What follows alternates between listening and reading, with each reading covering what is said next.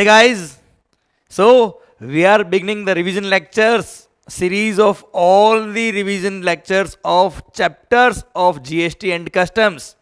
CA, CS, CMA final students, chapter wise revision lecture मैं आपके लिए रिकॉर्ड कर रहा हूँ। ये सबसे पहले ये रिवीजन लेक्चर्स को आपको कैसे यूज करना है वो बता देता हूँ मैं।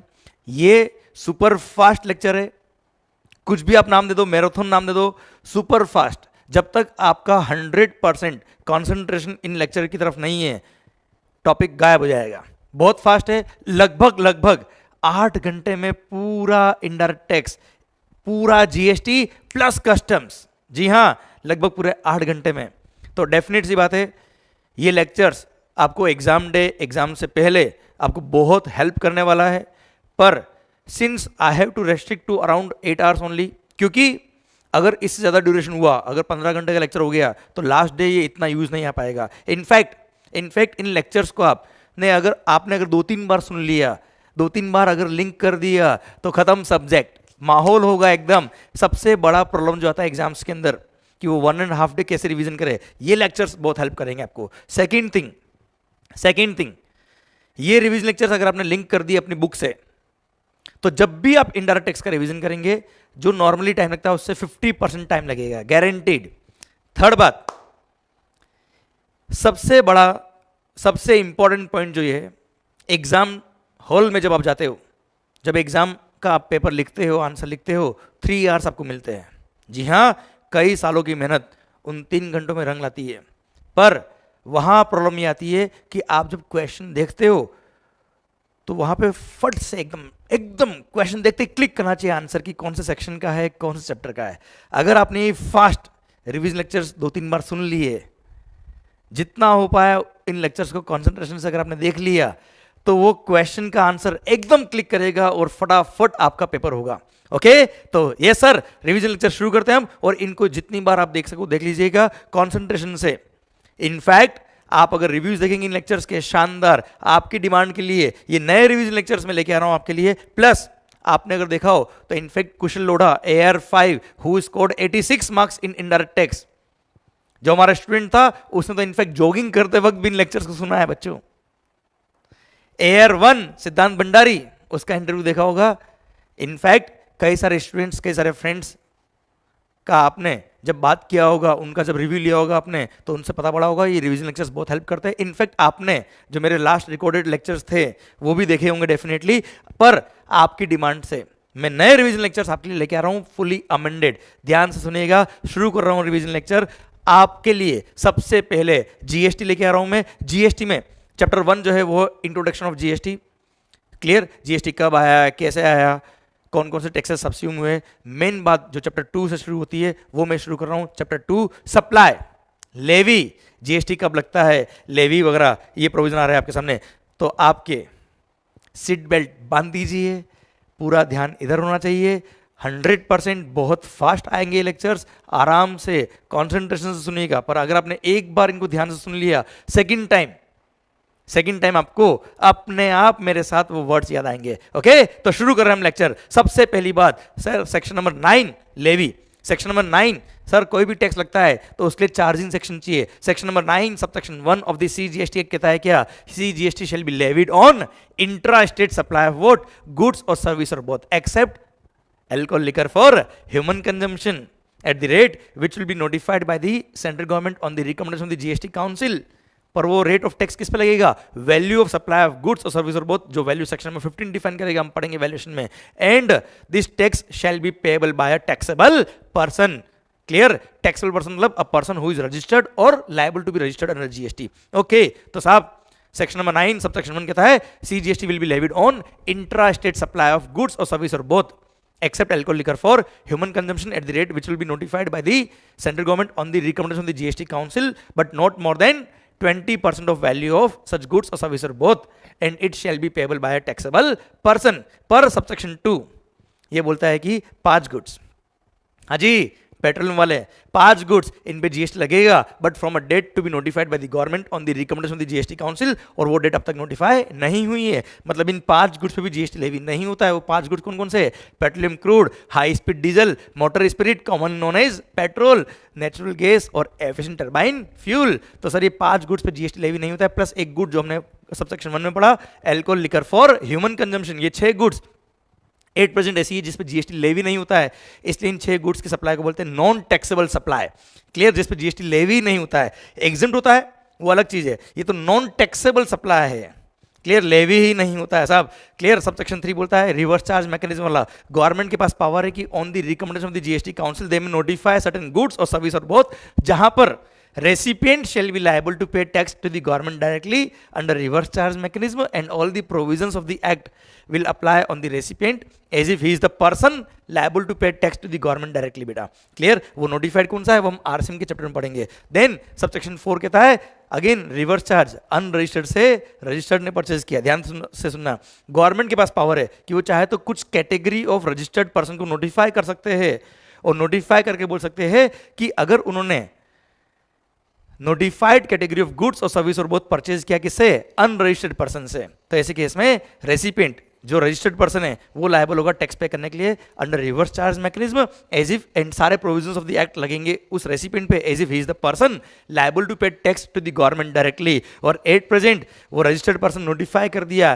पहले सेक्शन नंबर 9 सबसेक्शन 4 जनरल था, सारे रजिस्टर्ड पर्सन के लिए था, पर अब केवल notified category of registered person के लिए, वो भी नोटिफाइड कैटेगरी ऑफ गुड्स और सर्विस और बोथ के लिए, अगर उसने अनरजिस्टर्ड पर्सन से परचेज किया तो। और वो नोटिफाइड रजिस्टर्ड पर्सन कौन है? Builder, promoter. जी हाँ, इसका भी बात करेंगे हम चैप्टर नंबर 7 में, आरसीएम चैप्टर पढ़ते वक्त। सेक्शन नंबर 9 सबसेक्शन 5 बोलता है गवर्नमेंट के पास पावर है कि वो चाहे तो on the recommendation of the GST council वो चाहे तो कुछ सर्विसेज को नोटिफाई कर सकता है। केवल सर्विस है बेटा, यहाँ पे केवल सर्विसेज को नोटिफाई कर सकता है, और उन नोटिफाइड सर्विसेज को अगर आपने किसी इलेक्ट्रॉनिक कॉमर्स ऑपरेटर के थ्रू सप्लाई किया, क्लियर, तो ऐसे केस में जैसे ओला उबर वगैरह, अगर आपने ईसीओ के थ्रू सप्लाई किया तो नोटिफाइड कैटेगरी ऑफ सर्विसेज के केस में ECO shall be treated as if he is the supplier of such services, उसको मानेंगे as if he is the supplier, and सारे provisions of the act ECO पे लगेंगे और वही लायबल होगा, और हाँ वही लायबल होगा, और हाँ वही लायबल होगा। यहाँ पे 3 पॉइंट है, अगर उस ईसीओ का फिजिकल प्रेजेंस इंडिया में है तो वही लायबल होगा, पर अगर उस ईसीओ का मान लो फिजिकल प्रेजेंस इंडिया में नहीं है तो उसका रिप्रेजेंटेटिव ऑफिस जो इंडिया में है उस पे सारे प्रोविजंस लगेंगे, उसको टैक्स पे करना पड़ेगा। और अगर ना उसका फिजिकल प्रेजेंस है इंडिया में, ना उसका कोई रिप्रेजेंटेटिव ऑफिस है इंडिया में, तो he will have to appoint a person in India who will pay tax on their behalf. पर सर टैक्स तो उस ईसीओ को ही पे करना पड़ेगा, सारे प्रोविजंस उसी पे लगेंगे as if he is the supplier of such services. और ये 9.5 जो है केवल सर्विसेज के केस में वो भी केवल नोटिफाइड सर्विसेज, और एट प्रेजेंट 3 सर्विस नोटिफाइड है जो हम चैप्टर नंबर 7 में पढ़ेंगे। पर बता देता हूँ, एक तो क्या है, transport of passengers by radio taxi, याद है रेडियो टैक्सी, ओला उबर वगैरह, radio taxi, motor cab, maxi cab और motorcycle. Then hotel recommendation, OYO rooms, याद है बेटा आपको? यस। एंड देन साहब क्या, urbanclub.com, हाउस कीपिंग सर्विसेज, माहौल। ये था सेक्शन नंबर 9 लेवी वाला section. I hope you got the point. Plus same section number 5 दे रखा है आईजीएसटी एक्ट में, ध्यान देना। सेक्शन नंबर 9 जो सीजीएसटी एक्ट का था उसमें था इंट्रा स्टेट सप्लाई, सेक्शन 5 जो आईजीएसटी एक्ट का है एब्सोल्युटली सेम है सब सेक्शन वाइज, और बस वहां पे क्या है, इंटर स्टेट सप्लाई लिखा है। क्या लिखा है वहां पे? Inter state supply. बस वहां पे सेक्शन नंबर 5 सब सेक्शन 1 में एक प्रोवाइजो एक्स्ट्रा है, और उसमें लिखा है क्या, अगर आपने कोई भी गुड्स इंपोर्ट किया आउट ऑफ इंडिया से इंडिया में तो इंपोर्ट ऑफ गुड्स पे कस्टम लगता है, तो जिस मोमेंट पे जिस टाइम पे कस्टम लगता है उस कस्टम के साथ में आईजीएसटी भी लेवी होगा। आपको पता होगा साहब, section number 3 subsection 7 of the custom tariff act IGST levy होता है। क्लियर? बाकी सेक्शन 5 एब्सोल्युटली सेम है, जो कहां लिखा है सेक्शन नंबर 9 में सीजीएसटी एक्ट में लिखा है वही section 5 of the IGST act है, पर वहां पे inter state supply, inter state पे लगता है क्या, आईजीएसटी, इंट्रा पे लगता है सी और एस या फिर यूटीजीएसटी। एंड हाँ ध्यान रखना, यहाँ पे maximum rate of tax can be 20% in CGST and SGST, and उधर आईजीएसटी में it can be 40%। Clear? Done. Okay सरकार, सबसे पहली बात, इंट्रा स्टेट हो या इंटर स्टेट हो, स्पीड बढ़ने वाली धीरे धीरे, इंट्रा स्टेट हो या इंटर स्टेट हो, जीएसटी लेवी कब होता है? सप्लाई पे। So what is the taxable event in case of GST? Supply. तो what do mean by supply? तो भारत माता की जय होने वाली है, शानदार पॉइंट आने वाला है। सप्लाई सेक्शन नंबर 7 ने डिफाइन किया, सेक्शन नंबर 7 डिफाइन करता है सप्लाई को। सेक्शन नंबर 7 सबसेक्शन 1 दिल थाम के बैठेगा, सेक्शन नंबर 7 सबसेक्शन 1 कहता है supply includes supply includes clause number A, B और सी। क्लोज नंबर ए बोलता है सप्लाई इंक्लूड्स, ध्यान रखना बेटा, सप्लाई मीन्स नहीं लिखा है, supply includes clause A B C. A बोलता है supply includes all forms of supply such as sale, exchange, barter, transfer, lease, licence, rental or disposal of what, goods और service और both when such supplies are made or agreed to be made by a person for a consideration in the course or furtherance of business. I repeat, supply should be for a consideration plus it should be in the course or furtherance of business। Sir मान लो आपने free services दी या आपने free goods बांटे तो supply नहीं है इस पर क्लोज नंबर ए। देखते हैं आगे क्लोज नंबर बी या सी में कवर होता है तो प्लस अगर in the course or furtherance of business नहीं है, भले ही कंसिडरेशन है फिर भी सप्लाई नहीं होगा। फॉर एग्जांपल मैंने अपना ये वॉच, मान लो ये बिजनेस का असेट नहीं है, ये मेरा पर्सनल गुड्स है, आपने अपना मोबाइल जो पर्सनल गुड्स आपका वो आपने बेच दिया तो वो सप्लाई नहीं है क्योंकि वो इन the course or furtherance of your business नहीं है। ओके, क्लोज नंबर बी बोलता है क्या, इंपोर्ट ऑफ सर्विसेज। देखो क्लोज नंबर ए ने क्या बोला बेटा, it should be for a consideration plus in the course or furtherance of business। import of services, close number B, import of services for a consideration whether or not in the course or furtherance of business। भले वो in the course or furtherance of business हो या नहीं हो, पर अगर आपने services import करी, गुड्स इंपोर्ट करने में कष्ट लगता है, सर्विसेज इंपोर्ट करी फॉर अ कंसिडरेशन तो यस वो भी सप्लाई होगा और जीएसटी लगेगा। एग्जांपल netflix.com, अगर आपने आउट ऑफ इंडिया की किसी वेबसाइट से कोई वीडियो सब्सक्राइब किया तो सर वेबसाइट वाला आउट ऑफ इंडिया है, आप इंडिया में हो, ऑनलाइन इंफॉर्मेशन और डेटाबेस एक्सेस और रिट्रीवल सर्विसेज आपने लिए आउट ऑफ इंडिया से इंडिया में, clear, place of supply India है, रेसिपिएंट इंडिया का, supplier out of India, this is import of service और ऐसे केस में सप्लाई होगा। भले वो आपने वीडियो जो सब्सक्राइब किए वो इन the course or furtherance of business के लिए नहीं थे, पर्सनल यूज के लिए थे, फिर भी सप्लाई है और ऐसे केस में जीएसटी लगेगा।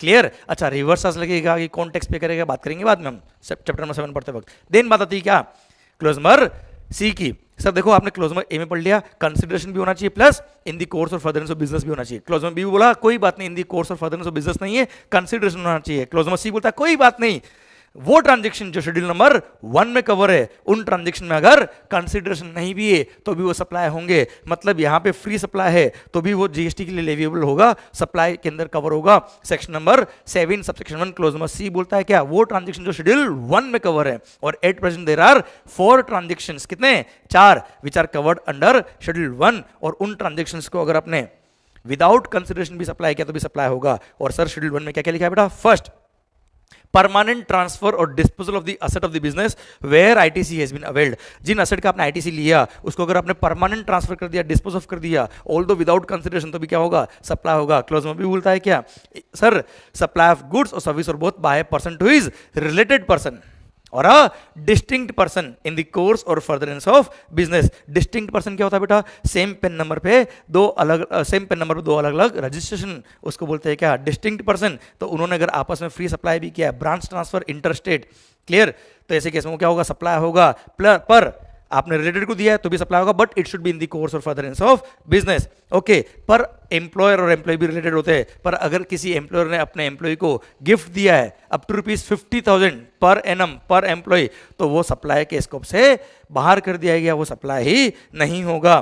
क्लियर, अब ध्यान रखना बेटा पे सबसे पहली बात, डिस्टिंक्ट पर्सन के लिए सर्कुलर आए हुए हैं। पहला सर्कुलर ये आया हुआ है कि अगर किसी एयरलाइंस ने, मान लो दिल्ली में रजिस्ट्रेशन है उसका और बॉम्बे में भी रजिस्ट्रेशन है उसका, अब उसने क्या किया, दिल्ली ब्रांच से मुंबई ब्रांच कुछ एयरक्राफ्ट के इंजन या पार्ट्स कंपोनेंट्स ट्रांसफर किए परमानेंट, तो ऐसे केस में क्या हो गया, परमानेंट ट्रांसफर हो गया, ऑल्दो विदाउट कंसिडरेशन है पर वो बिजनेस का एसेट है। क्लियर, और रिलेटेड पर्सन ने ट्रांसफर किया है, डिस्टिंक्ट पर्सन ने ट्रांसफर किया है, ऑल्दो विदाउट कंसिडरेशन है, सप्लाई होगा और जीएसटी लगेगा उन एयरक्राफ्ट के इंजन पार्ट्स वगैरह पे। प्लस दिल्ली ऑफिस ने जब वो एयरक्राफ्ट के इंजन या पार्ट्स परचेज किए होंगे तो उस पर जीएसटी पे किया होगा। अब जब वो ट्रांसफर कर रहा है ब्रांच को, मुंबई ब्रांच को, तो अगेन जीएसटी लग रहा है, तो जो परचेज पे जीएसटी पे किया उसका आईटीसी मिल जाएगा। ओके, सेकंड सर्कुलर ये आया बेटा कि अगर जब मैंने एयरक्राफ्ट के इंजन या पार्ट्स भेजे होंगे दिल्ली ब्रांच से मुंबई ब्रांच, सिंस दोनों डिस्टिंक्ट पर्सन है, दोनों अलग अलग स्टेट में, दोनों का अलग अलग रजिस्ट्रेशन नंबर है, सप्लाई तो हो गया, पर सर कैसे भेजूंगे मैंने, क्या यहाँ से ऐसे फेंक दिया वहाँ पहुँच गए, नहीं ना।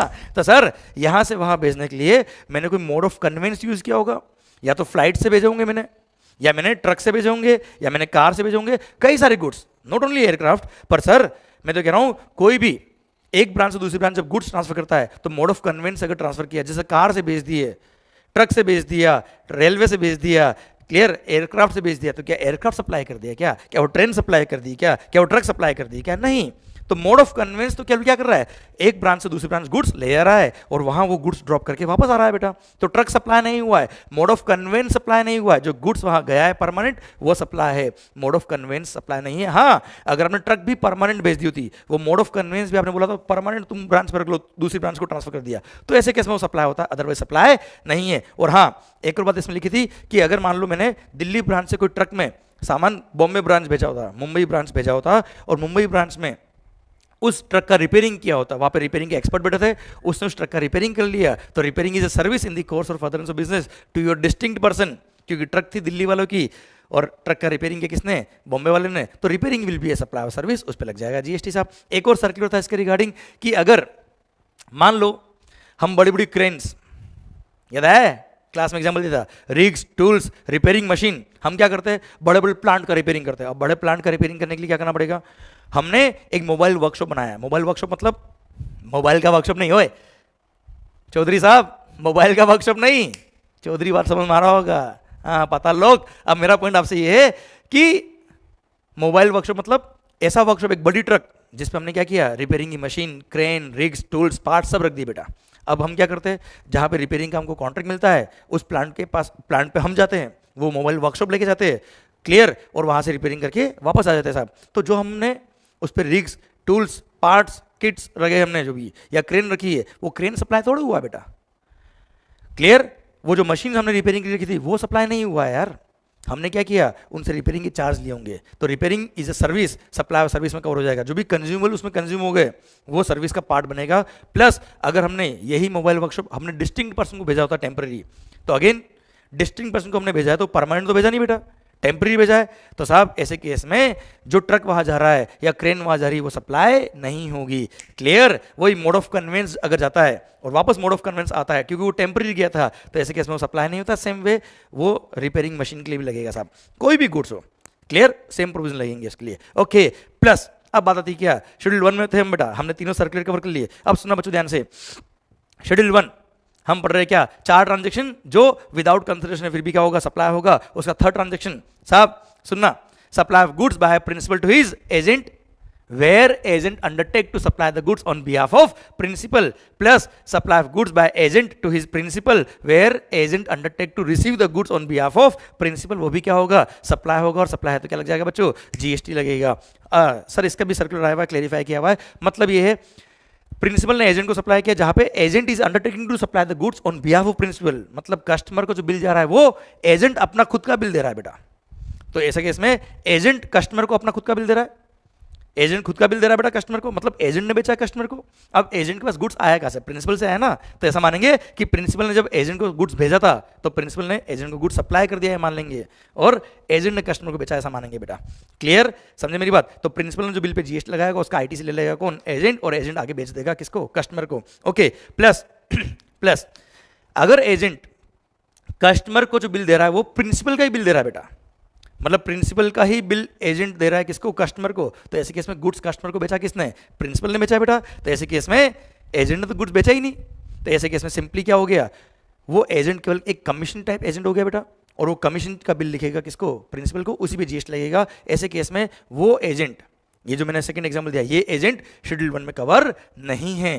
प्रिंसिपल जब एजेंट को गुड्स भेजेगा उसको सप्लाई नहीं मानेंगे अगर प्रिंसिपल का ही बिल जा रहा है कस्टमर के पास बेटा, क्योंकि वहां पे प्रिंसिपल ही कस्टमर को बेच रहा है, एजेंट तो कस्टमर को बेच ही नहीं रहा है बेटा, क्लियर। और हाँ, जहां पे एजेंट अंडरटेक करता है to supply the goods on behalf of principal to the customer, तो ऐसे केस में उसको कंपलसरी रजिस्ट्रेशन कराना पड़ता है as per section number 24, okay. Sir अब बात आती है क्या, अच्छा ध्यान रखना, वो एजेंट भले ही C&F एजेंट हो, ऑक्शनियर हो, डेल क्रेडर एजेंट हो, या कैसा भी एजेंट हो यार, कोई भी नाम दे दो, हमेशा फंडामेंटल ये सेम रहेगा हमेशा, क्लियर, डन। एक और बात, डेल क्रेडर एजेंट का भी एक सर्कुलर था, वो भी मैं बताता हूं आपको। डेल क्रेडर एजेंट क्या करता है, प्रिंसिपल को गारंटी देता है पेमेंट की, प्रिंसिपल को गारंटी देता है पेमेंट की, और उसके लिए प्रिंसिपल एजेंट को थोड़ा एक्स्ट्रा कमीशन देता है, ये बिजनेस टर्म्स हो गए। अब होता क्या है बेटा इसके अंदर, मान लो 1 करोड़ का माल था, 1 करोड़ का माल प्रिंसिपल ने एजेंट को दिया और एजेंट ने कस्टमर को दिया बेटा। अब अगेन फंडामेंटल वो यूज करो, कौन सा बिल कौन इश्यू कर रहा है, कस्टमर को। अगर कस्टमर को एजेंट का बिल जा रहा है, मतलब एजेंट ने कस्टमर को बेचा है बेटा, अब एजेंट ने कस्टमर को बेच दिया, क्लियर, प्रिंसिपल के यहाँ से एजेंट को जाएगा बेटा तो उसको सप्लाई मान लेंगे, और एजेंट ने जब कस्टमर को बेचा तो उसने सप्लाई किया, ये मान लेंगे बेटा। अब होता है क्या बेटा इसके अंदर, प्रिंसिपल बोलता है मेरे को पेमेंट अभी चाहिए, पर एजेंट को कस्टमर क्या बोलता है मैं 2 महीने का क्रेडिट चाहिए, मेरे को 2 महीने का उधार चाहिए, उसके बाद मैं पेमेंट करूंगा अगर आपको, ऐसा कोई डील है। तो ऐसे केस में क्या होगा, एजेंट कस्टमर को बोलेगा तेरे को 2 महीने का मैं उधार तो दूंगा, पर तेरे को इतना अमाउंट में मुझे एक्स्ट्रा देना पड़ेगा, वो इंटरेस्ट चार्ज लेता है 2 महीने का। क्लियर। अच्छा, प्रिंसिपल को पेमेंट कौन कर रहा है बेटा, एजेंट। एजेंट तो प्रिंसिपल को इमीडिएट पेमेंट कर रहा है, पर कस्टमर एजेंट को पेमेंट 2 महीने बाद करेगा बेटा। उसके लिए कस्टमर से एजेंट ने कुछ इंटरेस्ट चार्ज कर लिया। अब साहब वो इंटरेस्ट वैल्यू का पार्ट बनेगा कि नहीं बनेगा, दिस इज द क्वेश्चन। इसके लिए सर्कुलर आया। अब अगेन फंडा वही लगाइए, कौन सा बिल कौन इश्यू कर रहा है। अगर एजेंट ने, जो डेल क्रेडिट एजेंट ने, उसने अपना बिल दिया किसको, कस्टमर को, मतलब कस्टमर को गुड सप्लाई किसने किया है, एजेंट ने सप्लाई किया। और आपको पता है जब सप्लायर कस्टमर को गुड्स या सर्विस बेचता है और उससे over and above the price interest अगर कवर करता है, रिकवरी करता है, तो that interest will also form part of value of supply as per section number 15 subsection 2। इसलिए अगर डेल क्रेडिट एजेंट ने अपना बिल दिया है कस्टमर को और उसने over and above the price interest charge किया है, तो इंटरेस्ट वैल्यू ऑफ सप्लाई का पार्ट बन जाएगा और उस पर भी जीएसटी लगेगा। क्लियर। पर अगर सेकंड केस लेते हैं हम कि agent, del credit agent bill दे रहा है किसका, प्रिंसिपल का, किसको, कस्टमर को, तो ऐसे केस में प्रिंसिपल का बिल कौन दे रहा है, कौन दे रहा है, एजेंट दे रहा है किसको, कस्टमर को। तो प्रिंसिपल ने बेचा है कस्टमर को। अब क्या होता है, एजेंट तो इमीडिएटली 1 करोड़ जो प्राइस थी वो दे देगा किसको, प्रिंसिपल को। अब कस्टमर एजेंट को पेमेंट करेगा 2 महीने बाद, उसके लिए एजेंट क्या चार्ज करेगा, इंटरेस्ट। तो देखो अब यहां पे एजेंट ने तो सप्लाई किया नहीं कस्टमर को, तो ऐसे केस में एक तरह से ये मान लेंगे कि एजेंट ने कस्टमर को लोन दिया 2 महीने का, और लोन दिया उसके लिए इंटरेस्ट अगर रिसीव होता है तो उस इंटरेस्ट पर जीएसटी एग्जिम्ट होता है। मेगा एग्जिम्शन लिस्ट में ऐसा एग्जिम्शन दिया हुआ आपको पता है बेटा। Clear, done. ओके, आइए सर शेड्यूल 1 में हम पैरा नंबर 4 पे आ गए। अब हम import of services, import of services by a person. पहले यहाँ टैक्सेबल पर्सन था, अब टैक्सेबल पर्सन हटा दिया, बाय अ पर्सन मतलब भले ही वो जिसने इंपोर्ट किया सर्विसेज बोली रजिस्टर्ड हो या नहीं हो, कवर होगा इस क्लोज के अंदर। Import of services by a person from his related person or other establishment located outside India. उसकी कोई एस्टेब्लिशमेंट आउट ऑफ इंडिया है या उसका related person out of India है, उससे कोई सर्विसेज उसने इंपोर्ट करी है in the course or furtherance of business, तो अगेन ये सप्लाई होगा ऑल्दो विदाउट कंसिडरेशन। और विदाउट कंसिडरेशन तो क्या लग जाएगा, ऑल्दो विदाउट कंसिडरेशन सप्लाई में कवर हो गया, शेड्यूल 1 में कवर हो गया, क्या लग जाएगा, जीएसटी। Clear, done. बच्चों ध्यान रखना, ये था schedule 1, 4 transaction. I hope you got the entire point. अच्छा, ब्रदर, आपका भाई, ब्रदर सिस्टर वगैरह रिलेटेड आपके लिए तभी होंगे अगर वो आप पे डिपेंडेंट है, ध्यान रखना बेटा। क्लियर, रिलेटेड वर्ड का ध्यान से पढ़िएगा बेटा आप लोग। ओके सर, नेक्स्ट आता है क्या, सेक्शन नंबर, आगे वापस हम कहा section number 7 subsection 1, clause number A B C खत्म बेटा। क्लोज नंबर ए था in the course of furtherance of business plus consideration. Clause number B import of services for a consideration whether और not in the course of furtherance of business. Clause number C schedule 1 के 4 transaction although without consideration, फिर भी क्या होंगे, supply होंगे। आ रहा है section number 7 subsection 1A, वो बोलता है क्या, अगर कोई ट्रांजेक्शन जो सबसेक्शन 1 के अकॉर्डिंग ऑलरेडी सप्लाई है, उसमें अगर डिस्प्यूट है कि ये सप्लाई ऑफ गुड्स है या सप्लाई ऑफ सर्विस है, तो जिन इंडस्ट्री में डिस्प्यूट था उस इंडस्ट्री के डिस्प्यूट को खत्म करने के लिए शेड्यूल 2 लेके आए, और यहाँ लिख दिया क्या, वो एक्टिविटी और ट्रांजेक्शन जो शेड्यूल 2 में कवर है वो या तो सप्लाई ऑफ गुड्स होंगे या सप्लाई ऑफ सर्विस होंगे। क्या क्या कवर है सर, 7 पैरा है इसके अंदर। फर्स्ट पैरा गुड्स के रिगार्डिंग, फर्स्ट पैरा गुड्स के रिगार्डिंग ट्रांसफर ऑफ टाइटल, जल्दी बताओ, transfer of goods, ownership transfer हो रहा है। Second sir right in use दिया है मैंने, अनडिवाइडेड शेयर्स इन गुड्स आपको ट्रांसफर किए। Clear, without transfer of title तो सप्लाई ऑफ सर्विस है। Clear, example finance lease. Third साहब आपने कस्टमर को गुड्स दिया है जहां पे वो पेमेंट आपको करेगा ऑन इंस्टॉलमेंट बेसिस या एनी अदर मैकेनिज्म जहां पे ownership shall transfer on a future date upon payment of all the instalment. तो ऐसे केस में सिंस ओनरशिप शैल ट्रांसफर है तो क्या होगा सर, सप्लाई ऑफ गुड्स होगा। तो जब इंस्टॉलमेंट वो पे करेगा वो सप्लाई ऑफ गुड्स के प्रोविजन पे लगेंगे। सेकंड पैरा बोलता है लैंड और बिल्डिंग, आपने रेंट पे दिया, लीज पे दिया, लाइसेंस पे दिया, टेनेंसी राइट दिए, ईजमेंट राइट दिए, सर उसके लिए जो कंसिडरेशन आ रहा है वो क्या है, सप्लाई ऑफ सर्विस है। टेनेंसी प्रीमियम के लिए एक सर्कुलर आया हुआ है, टेनेंसी प्रीमियम के लिए क्या है, क्या कहा है, टेनेंसी प्रीमियम अगर किसी टेनेंट ने चार्ज किया है, पगड़ी सिस्टम जिसको बोलते थे, टेनेंसी प्रीमियम अगर किसी टेनेंट ने चार्ज किया किसे, अपकमिंग टेनेंट से या किसी भी पर्सन से, तो ऐसे केस में that tenancy premium will also form part of value of supply, और ऐसे केस में उस पर भी जीएसटी लगेगा क्योंकि ये क्या है, राइट टू ऑक्यूपाई दे रहा है, वो ईजमेंट राइट दे रहा है, टेनेंसी प्रीमियम चार्ज कर रहा है। अब भले उस पर स्टैम्प ड्यूटी लगे, रजिस्ट्रेशन फी लगे, वी डोंट केयर, जीएसटी लगेगा, सप्लाई है वो। देन आता है पैरा नंबर 3 जॉब वर्क वाला, आपने किसी और की गुड्स पे कोई ट्रीटमेंट या प्रोसेस किया है तो ऐसे केस में क्या होगा, सप्लाई ऑफ सर्विस होगा। पैरा नंबर 4 दिल थाम के बैठेगा, बिजनेस असेट के रिगार्डिंग, परमानेंट ट्रांसफर और disposal of the asset of the business on the direction of the person who is carrying on the business. Clear, क्या है, सप्लाई है, वेदर और नॉट, सप्लाई तो है, ये हमने शेड्यूल 1 में पढ़ लिया था बेटा, वेदर और not for a consideration. Clear, क्या होगा, सप्लाई ऑफ गुड्स होगा। अच्छा, वेदर और नॉट फॉर कंसिडरेशन, देखो बच्चों, कंसिडरेशन है तो section number 7 subsection 1 clause A में कवर हो जाएगा, कंसिडरेशन नहीं है तो section number 7 subsection 1 clause C schedule 1 में कवर हो जाएगा बच्चों। इसलिए वेदर और नॉट फॉर अ कंसिडरेशन का यहाँ पे कोई इंपैक्ट नहीं है, क्योंकि यहाँ पे सेक्शन नंबर 7 सबसेक्शन 1 ए में वैसे भी लिख दिया कि अगर कोई ट्रांजेक्शन सप्लाई है, अगर कोई ट्रांजेक्शन सप्लाई है as per section number 7 subsection 1 तो ही शेड्यूल 2 की बात आएगी। क्लियर, समझे मेरी बात। तो अगर आपने विदाउट कंसिडरेशन किसी को बिजनेस एसेट ट्रांसफर किए, तो अगर उनका आईटीसी लिया होगा, इनपुट टैक्स क्रेडिट लिया होगा, तो ही सप्लाई होगा, क्योंकि शेड्यूल 1 पैरा 1 में लिखा है क्या, कि अगर आपने आईटीसी लिया है बिजनेस एसेट का और उसको परमानेंट ट्रांसफर किया है तो ही वो सप्लाई होता है बेटा। क्लियर, सप्लाई ऑफ गुड्स में आएगा। सेकंड, अगर आपने बिजनेस या सेट किसी और को यूज करने के लिए दे दिए, any purpose other than business purpose, private use के लिए दे दिए, तो ऐसे केस में सप्लाई ऑफ सर्विस होगा, क्योंकि आपने टेम्पररी ट्रांसफर किया बेटा, वेदर और not for a consideration.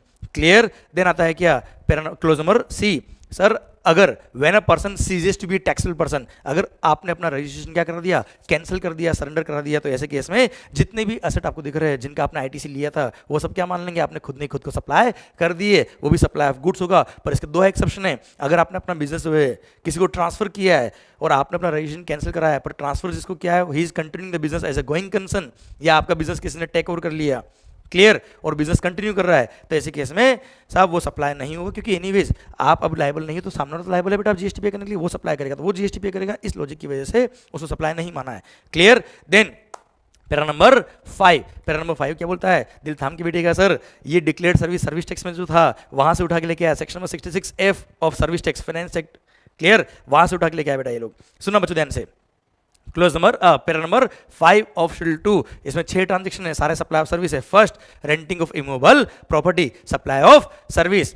Then दिल थाम के, कंस्ट्रक्शन सर्विस याद है बेटा आपको, कंस्ट्रक्शन सर्विस, फ्लैट बनाए मैंने, मान लो एक बिल्डिंग बनाई, नाम क्या है, मंगल टावर, 70 फ्लैट उसमें बुक हो गए before grant of completion certificate या first occupation whichever is earlier, तो 70 flat will be supply of service, flat हो या ऑफिस हो, कमर्शियल प्लेस हो, कोई भी हो सर।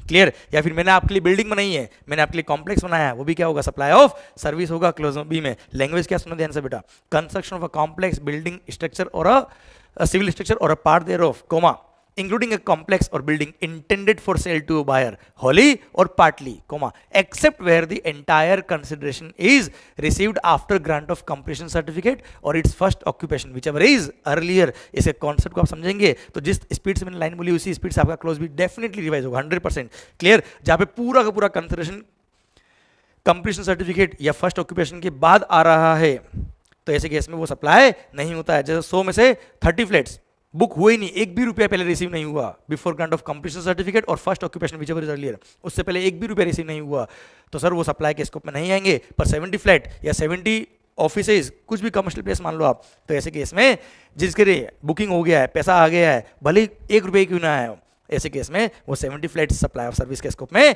आ जाएंगे। देन आता है क्या, clause number C, sir temporary transfer or permanent, temporary transfer or permitting the use of the intellectual property right, IPR, copyright, patent वगैरह, supply of service. Then software, मैंने आपके लिए कस्टमाइज सॉफ्टवेयर बनाया, upgrade किया, enhance किया, implement किया, supply of service. Then sir कुछ नहीं करने के पैसे मिल रहे हैं, मतलब non compete agreements, supply of service. Clear, tolerating performance, tolerating non-performance of an act or a situation or an act is a supply of service. Agreeing to obligation to refrain from an act or to tolerate an act or a situation is a supply of service. Then right to use transfer किया, किसी goods को मैंने lease पे दिया, आपको use करने के लिए दिया, मैंने रेंट लिया, वो सप्लाई ऑफ सर्विस। ये था para number 5। Para number 6, sir works contract is a supply of service. Works contract क्या होता है बेटा, जहाँ पे मैंने कंस्ट्रक्शन किया है, रिपेयरिंग किया है, जिसमें मटेरियल भी इन्वॉल्व है। क्लियर, जिसका मटेरियल प्लस लेबर का कॉन्ट्रैक्ट हमारे कंपोजिट सप्लाई का, वो क्या होगा, composite supply. Works contract supply of service में जाएगा। Clear, that composite should be in relation to immovable property, बेटा ध्यान रखना।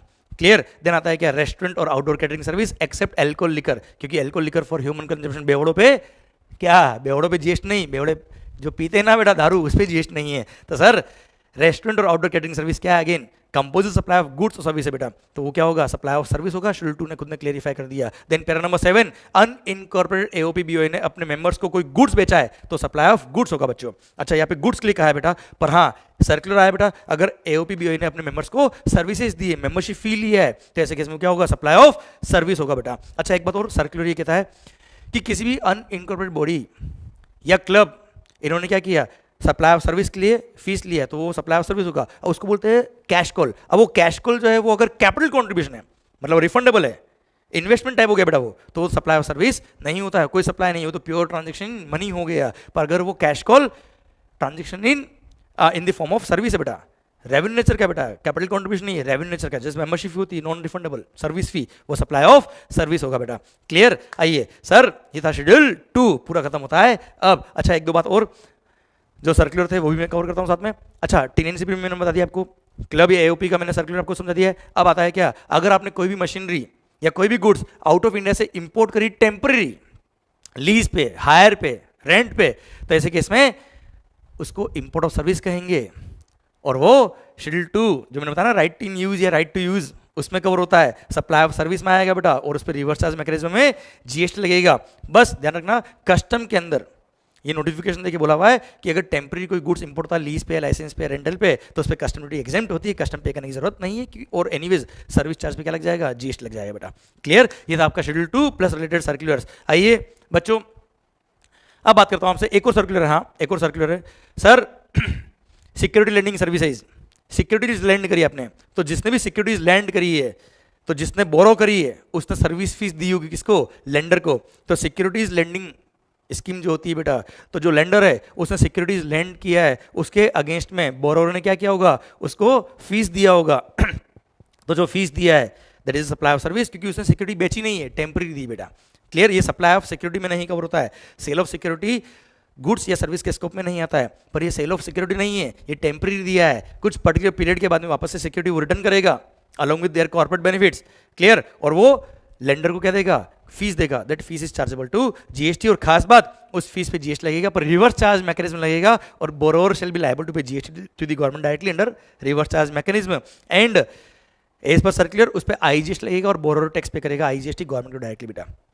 क्लियर? प्लस इन दोनों के बीच में जो एजेंट है इंटरमीडियरी, उस इंटरमीडियट ने क्या किया होगा? अपना कमीशन चार्ज किया होगा, उस कमीशन में क्या लगेगा? जीएसटी लगेगा, उसमें रिवर्स चार्ज नहीं है, उस कमीशन पे जीएसटी नॉर्मली फॉरवर्ड चार्ज लगेगा बेटा। क्लियर? ओके एक और सर्कुलर, गवर्नमेंट जो अपने पता है कई सारे व्हीकल्स वगैरह सीज कर लेती है, ओल्ड फर्नीचर्स, जो भी गवर्नमेंट ने सीज्ड गुड्स या ओल्ड फर्नीचर, ओल्ड गुड्स जब गवर्नमेंट बेचता है, तो अगर परचेज करने वाला पर्सन रजिस्टर्ड पर्सन है जीएसटी में, तो रिवर्स चार्ज मैकेनिज्म लगता है, और वहां रेसिपिएंट लायबल होता है टैक्स पे करने के लिए रिवर्स चार्ज मैकेनिज्म में बेटा। क्लियर? अभी गुड्स के रिवर्स चार्ज में कवर होता है, गुड्स का रिवर्स चार्ज आपके सिलेबस में नहीं आता है, इसलिए सर्कुलर के थ्रू मैंने आपको पॉइंट आया था, मैंने समझाया। पर अगर रेसिपिएंट जीएसटी में रजिस्टर्ड नहीं है तो रिवर्स चार्ज नहीं है, तो ऐसे कैसे फॉरवर्ड चार्ज बेटा। फॉरवर्ड चार्ज में कौन टैक्स पे करेगा? गवर्नमेंट डिपार्टमेंट खुद टैक्स पे करेगा बच्चों। क्लियर? डन। ओके सर ये था section number 7 subsection 1A schedule 2 plus related circular सारे। प्लस अब आ रहा है सेक्शन नंबर 7 सबसेक्शन 2, बोलता है क्या? फॉलोइंग ट्रांजेक्शंस जो क्लोज नंबर A और B में कवर है, those are neither supply of goods not supply of service, उस पर कोई जीएसटी लेवी नहीं होगा। क्लोज नंबर A बोलता है वो सारे transaction which are covered in schedule 3 of the CGST act में जो भी ट्रांजेक्शन कवर है, those are neither supply of goods not supply of services, कोई जीएसटी लेवी नहीं होगा। First, supply of services by an employ for his employer in the course of his employment, कोई GST levy नहीं होगा। पर अगर in the course of employment नहीं है, as a director in the capacity of director service दी है, तो सर डायरेक्टर फी पे जीएसटी लगता है, वो भी रिवर्स चार्ज मैकेनिज्म में कंपनी पे करती है बेटा, या बॉडी कॉर्पोरेट टैक्स पे करता है। क्लियर? तो in the capacity of employ अगर सर्विस दी है एम्प्लॉय ने एम्प्लॉयर को, तो उस पर जीएसटी नहीं लगेगा। सेकंड बोलता है क्या? कोर्ट फी, कोर्ट ट्रिब्यूनल ने जो फीस चार्ज करी है उस पर जीएसटी नहीं लगता है। थर्ड, देश के नेता लोग इनको जो ऑनररी मिलता है उस पर जीएसटी नहीं लगेगा। इसमें 3 पॉइंट है, MP, MLA, member of legislative assembly साहब, member of parliament, panchayat, municipality या लोकल अथॉरिटी के मेंबर्स जो इलेक्शन के थ्रू नेता लोग, इनको जो फीस मिलता है उस पर जीएसटी नहीं लगेगा। सेकंड पॉइंट इसके अंदर क्या? इंडियन कॉन्स्टिट्यूशन ने अगर कोई बॉडी बनाई है, जैसे चुनाव आयोग, इलेक्शन कमीशन ऑफ इंडिया, इसके आप डायरेक्टर हो या आपने कोई पोस्ट होल्ड करी, उस पोस्ट की वजह से आपको कोई पेमेंट मिलता है तो उस पर जीएसटी नहीं लगेगा। एंड थर्ड, सेंट्रल गवर्नमेंट या स्टेट गवर्नमेंट कोई बॉडी बनाई है, जैसे ICAI, ICSI, इसके चेयरमैन हो आप, डायरेक्ट आप मेंबर हो, या आप कौन हो साहब, इसके प्रेसिडेंट हो, आपको जो या सेंट्रल काउंसिल मेंबर हो आप, अगर उस पोस्ट की वजह से कोई फीस अगर आपको मिलती है तो उस पर जीएसटी नहीं लगेगा, उस कैपेसिटी में जो फीस मिल रही है उस पर जीएसटी नहीं लगेगा। देन आता है क्या साहब, अंतिम सेवा, फ्यूनरल, ब्यूरल, क्रेमेटोरियम और mortuary services including transportation of deceased, कोई जीएसटी नहीं लगेगा। सेल, नेक्स्ट है क्या, sale of immovable property, sale of immovable property, land या बिल्डिंग सेल किया है उस पर जीएसटी नहीं है, एक्सेप्ट अगर अंडर कंस्ट्रक्शन आपने बुकिंग करा ली थी बेटा, para number 5 clause number B, clear, उस केस में जीएसटी लगेगा। बाकी सारे केस में सेल ऑफ इमूवेबल प्रॉपर्टी पे कोई जीएसटी नहीं लगता। देन पैरा नंबर 6 बोलता है एक्शनेबल क्लेम्स, इसके सप्लाई पे कोई जीएसटी नहीं लगेगा, पर इसमें एक्सेप्शन डाला क्या, एक्सेप्ट बैटिंग, गैम्बलिंग और लॉटरी खेलते हो ना बेटा, जुआ, ओए बैटिंग, गैम्बलिंग, लॉटरी पे जीएसटी लगता है बेटा, ध्यान रखना। देन पैरा नंबर 7 और 8 कहता है क्या बच्चों, अगर कोई गुड्स इंपोर्ट कर रहे हो आप और अगर आउट ऑफ इंडिया से गुड्स आ रही है, नॉन टैक्सेबल टेरिटरी से परचेज किया और इंडिया में आने से पहले आपने नॉन टैक्सेबल टेरिटरी में ही बेच दिया उसको, तो ऐसे केस में सप्लाई नहीं होगा। देन अगर कोई गुड्स आपने इंपोर्ट कर लिया, कस्टम बॉन्डेड वेयरहाउस में आपने स्टोर कर लिया और कस्टम बॉन्डेड वेयरहाउस से क्लियर करने से पहले ही आपने उस गुड्स को किसी और को बेच दिया, तो वो भी सप्लाई नहीं होगा, क्योंकि ऐसे केस में जब वो कस्टम बॉन्डेड वेयरहाउस से बाहर निकलेगा तो जो पर्सन ने परचेज किया होगा, जब गुड्स को क्लियर कराएगा फॉर होम कंजम्पशन, तब कस्टम पे करेगा, तभी वो आईजीएसटी भी पे कर देगा बच्चों। तो सर जब वेयरहाउस में आपने बेचा किसी दूसरे पर्सन को तो उस पर जीएसटी नहीं लगेगा, ऐसा यहां पे कहा है। एंड लास्ट बोला है क्या, अगर आपने कोई गुड्स इंपोर्ट किया और आपने हाईसी में ही किसी को बेच दिया, हाईसी में बेच दिया मतलब गुड्स आ रहा है इंडिया में, पर इंडिया में आने से पहले ही आपने क्या कर दिया, किसी और को बेच दिया, तो ऐसे केस में वो सप्लाई नहीं होगा, क्योंकि जब इंडिया में आएगा तो जिसने परचेज किया होगा लास्ट में, तो जब वो क्लियर करेगा तब एनीवेज आईजीएसटी पे करेगा। तो 3 ट्रांजेक्शन कस्टम से रिलेटेड यहाँ पे दिए, वापस बोल रहा हूँ मैं। एक तो क्या दिया बच्चों, आपने क्या किया, जापान से परचेज किया और अमेरिका बेच दिया, इंडिया में लाया ही नहीं साहब, सप्लाई नहीं है। सेकंड, इंडिया में ले आए, वेयरहाउस में रख दिया और वेयरहाउस में ही है, गुड्स को क्लियर नहीं करवाया कस्टम बॉन्डेड वेयरहाउस में और वहीं पे किसी को बेच दिया, अगेन सप्लाई नहीं है। और थर्ड, इंडिया में गुड्स आ रहा है पर हाईसी में है, इंडिया में आने से पहले ही आपने किसी और पर्सन को बेच दिया, तो ऐसे केस में वो भी सप्लाई नहीं है। ये था शेड्यूल 3, ये transaction neither supply of goods not supply of service, ये सप्लाई के स्कोप में नहीं आएंगे, ये टर्नओवर में भी काउंट नहीं होते बेटा, ये एग्जम्प्ट नहीं है, ये सप्लाई ही नहीं है, इसलिए एग्रीगेट टर्नओवर के स्कोप में ये नहीं आते। देन आता है क्या sir, section number 7 subsection 2 clause number B, कि वो सारे ट्रांजेक्शन जो सप्लाई नहीं होंगे सर, उसमें क्लोज में भी बोलता है क्या सर, गवर्नमेंट के पास पावर है कि on the recommendation of the GST council they may notify certain activities जो central government, state government, union territory perform करता है एज अ पब्लिक अथॉरिटी, उसको नोटिफाई करके बोल सकता है कि these are neither supply of goods not supply of services. और एट प्रेजेंट 2 ट्रांजेक्शन नोटिफाई किए, अगर central government, state government, union territory ने ऐसा कोई काम किया जो article number 243W of the Indian constitution जो म्युनिसिपैलिटी काम है, या article number 243G of the Indian constitution जो पंचायती काम है, वो काम अगर central government, state government, union territory ने परफॉर्म किया है तो ऐसे केस में वो सप्लाई नहीं होगा। Central government, state government, union territory या लोकल अथॉरिटी ने परफॉर्म किया तो ऐसे केस में सप्लाई नहीं होगा। और यही काम अगर गवर्नमेंटल अथॉरिटी ने किया तो सप्लाई तो होगा, पर मेगा एग्जाम्पशन लिस्ट में लिखा है वो एग्जाम्प्ट है बेटा। तो यहाँ पे क्या लिखा है, सर्विसेज कौन सी, जो आर्टिकल नंबर 243W जो म्युनिसिपैलिटी काम है, या article number 243G of the Indian constitution जो पंचायती काम है, वो किसने किया है, central government, state government, union territory या लोकल अथॉरिटी परफॉर्म किया है, तो वो सप्लाई के स्कोप में ही नहीं आएगा। और सेकंड, जो लास्ट टाइम ऐड किया था बेटा, दारू जो बेचते हैं ना बेटा सर, उसके लिए लिकर लाइसेंस चाहिए होता है, स्टेट गवर्नमेंट देता है बेटा, तो सर इस पर बहुत लंबा डिस्प्यूट था बेटा सर्विस टैक्स टाइम से, उसको खत्म करने के लिए गवर्नमेंट ने यहाँ पे एग्जाम्पशन दे दिया, मतलब एग्जाम्पशन दिया दिया, उसको सप्लाई के स्कोप से बाहर निकाल दिया और बोल दिया क्या सर, लिकर लाइसेंस फी जो लिकर सेल करने के लिए, जैसे बार होते हैं, जाते होंगे ना, क्लियर सर नहीं जाने का, बार होते हैं या जितने भी दारू के ठेके होते हैं बेटा, उनको लिकर लाइसेंस फी देना पड़ता है गवर्नमेंट को, स्टेट गवर्नमेंट को, तो उस स्टेट गवर्नमेंट ने जो चार्ज लिया उसके लिए फी चार्ज किया, एप्लीकेशन फी चार्ज किया, उस पर जीएसटी नहीं लगेगा, पर ये केवल लिकर लाइसेंस के लिए, किसी और लाइसेंस फी के लिए नहीं बेटा। Clear, done. ये सेक्शन में 7 सबसेक्शन 2 खत्म होता है। अब अच्छा एक आधा सर्कुलर था, सर्कुलर ये था बेटा कि जैसे कंज्यूमर डिस्प्यूट रिड्यूसल कमीशन होता है बेटा, फोरम जो होता है जिसको हम कॉमन सेंस में बोलते हैं क्या सर, कंज्यूमर कोर्ट, उसने जो फी चार्ज किया है, वैसे वो पर्टिकुलरली कोर्ट नहीं है बेटा, पर हाँ सर्कुलर ने बोला है कि वो काम कोर्ट की करता है, और जैसे कोर्ट वर्किंग करता है वही सारे पावर उसको दे रखे हैं, इसलिए जो कंज्यूमर रिड्यूसल कमीशन ने या फोरम ने जो आपसे चार्ज किया है, हम उस कंज्यूमर डिस्प्यूट्स रिड्यूसल कमीशन या फोरम ने जो आपसे चार्जेस लिए, उस कंज्यूमर कोर्ट ने जो चार्जेस लिए, उस पर जीएसटी नहीं लगाएंगे, वो भी शेड्यूल 3 में कवर है साहब। क्लियर, डन साहब।